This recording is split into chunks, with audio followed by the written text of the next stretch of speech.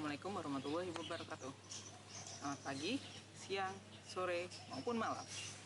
Marilah sebelum kita mulai acara, kita panjatkan puji dan syukur terhadap kehadirat kita Allah Subhanahu wa Ta'ala. Kita juga harus mengucapkan salawat serta salam dari Allah Subhanahu wa Ta'ala untuk junjungan kita Nabi Muhammad SAW, yang mana beliau telah memberikan bimbingan dan juga ilmu sehingga kita bisa menjadi pribadi yang lebih baik tiap harinya. Oke kawan-kawan, selamat datang di acara kita dengan judul Engkau Panutan. Nah, zaman dulu dan zaman sekarang memiliki beberapa perbedaan dan juga kesamaan. Pada segmen kali ini, kita akan membahas bagaimana seorang pemuda dapat terpantik atau dapat merasakan giroh yang besar setelah mendengar tokoh-tokoh yang akan kita sebutkan. Jadi, mari kita mulai. Oke, tokoh yang pertama merupakan Muhammad Al-Fatih. Muhammad Al-Fatih merupakan tokoh yang kondang karena beliau sempat menaklukkan Konstantinopel pada umur 21 tahun. Beliau merupakan anak dari seorang sultan. Tapi jangan putus harapan dulu. Walaupun beliau sultan, tapi beliau memiliki kepiawaian di bidang sains, matematika, dan juga bahasa. Beliau menghafalkan 6 bahasa. Selain itu juga beliau juga sering berlatih tentara. Jadi beliau memiliki beberapa skill yang sekiranya kita dapat menjadikan salah satu sebagai tujuan kita. Contoh, misal kita senang belajar, maka kita bisa menjadi seorang cendekiawan muda. Walaupun kita tidak pintar berperang menjadi tentara, tapi kita bisa mendedikasikan ilmu kita untuk kemajuan Islam. Kemudian, itu adalah dari segi otak dan juga dari segi fisik. Namun juga dari segi hati, yaitu bagaimana Muhammad Al-Fatih merupakan seorang yang sangat tawadu. Dia juga sangat memperhatikan dan sangat disenangi oleh guru-gurunya. Mengapa begitu? Karena Muhammad Al-Fatih merupakan seseorang yang sangat patuh terhadap gurunya. Untuk sedulur-sedulur semua, ada 4 wasiat dari Muhammad Al-Fatih. Pertama, selalu dekat dengan ulama. Kalau sekarang mungkin kita lebih mengenal dengan ustadz, atau mungkin orang-orang yang lebih paham tentang agama seperti itu. Kedua, yaitu jangan lupa untuk berbuat adil. Dimanapun kita bisa melakukan hal-hal yang sekiranya membuat sesuatu menjadi lebih baik seperti itu.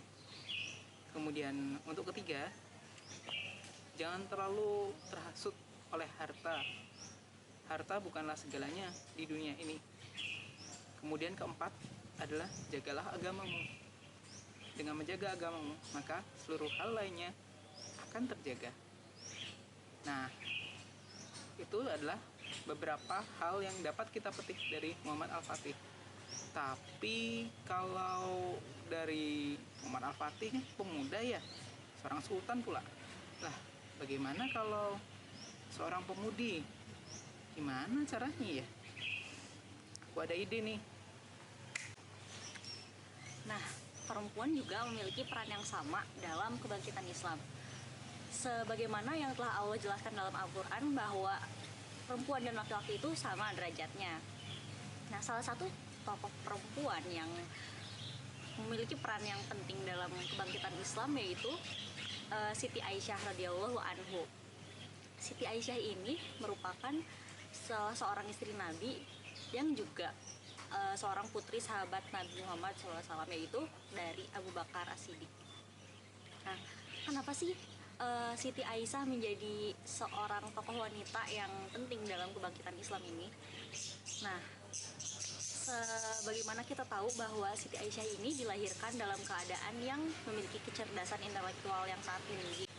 Dan kecerdasan ini telah Rasulullah ketahui sejak Siti Aisyah masih kecil.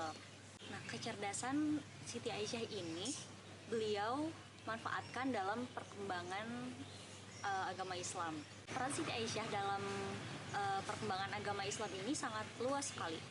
Dan salah satu hal terbesar yang ia lakukan dalam Islam yaitu menjadi seorang perawi hadis. telah diketahui oleh kita semua bahwa Siti Aisyah itu merupakan salah satu periwayat hadis yang mengeluarkan banyak hadis di antara sahabat-sahabat lainnya, meskipun dia seorang perempuan. Jadi dengan kecerdasan yang ia miliki, ia manfaatkan ini sebagai suatu kepentingan dalam agama Islam. Karena hadis ini bukan hanya sekedar kata-kata, tapi menjadi salah satu pegangan umat-umat Islam sampai zaman sekarang setelah Al-Quran. Nah, yang kita garis bawahi di sini adalah bagaimana cara ia menyalurkan bakat yang ia miliki itu menjadi salah satu kekuatan untuk agama Islam. Nah, kalau Siti Aisyah sendiri memiliki kecerdasan yang baik, ingatan yang baik itu, ia salurkan untuk memperdalam hadis-hadis dari Rasulullah dan menyampaikan itu sampai sekarang kita terima hadis-hadis yang diriwayatkan oleh Siti Aisyah. Nah, lalu oleh pemudi zaman sekarang apa sih yang kita bisa lakukan untuk kebangkitan Islam? Kuncinya adalah tadi, yaitu menyalurkan apa yang kita miliki menjadi sebuah kekuatan Islam. Ketika kita memiliki suatu bakat, apapun itu, kita fokuskan, kita pelajari baik-baik dan manfaatkan itu untuk kita mengembangkan Islam. Jadi niatkan apapun untuk Islam. Ketika kita misalnya nih, jika kita memiliki bakat yang kuat dalam kecerdasan seperti Siti Aisyah, kita bisa mengembangkan ilmu pengetahuan dari Islam itu sendiri dan menyebarluaskannya ke negeri ini.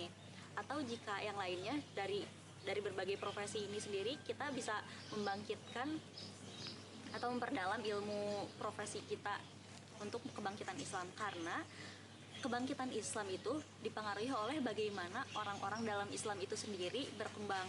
Jadi ketika kita berkembang menjadi lebih baik, maka Islam pun akan bangkit dengan sendirinya. Seperti yang tertulis dalam surat Al-Hujurat ayat 13, bahwa kemuliaan seseorang itu dilihat dari ketakwaannya. Nah, di sini kita bisa lihat bahwa ketakwaan itu bisa mempengaruhi kita dalam hal apapun, termasuk untuk membangkitkan Islam ini. Ketika kita memperdalam bidang kita dengan ketakwaan, maka Islam akan ikut bangkit. Begitupun dari hadis yang diriwayatkan oleh Tirmizi, menyebutkan bahwa ketika kita mengejar akhirat, maka dunia pun akan mengikuti. Nah, mungkin itu yang dapat kita lihat dari tokoh-tokoh Islam zaman dulu untuk pemuda dan pemudi zaman sekarang. Mari kita bangkitkan Islam dengan bakat yang kita miliki dan diiringi dengan ketakwaan kita kepada Allah Subhanahu wa Ta'ala. Mungkin cukup sekian yang dapat kami sampaikan. Wassalamualaikum warahmatullahi wabarakatuh.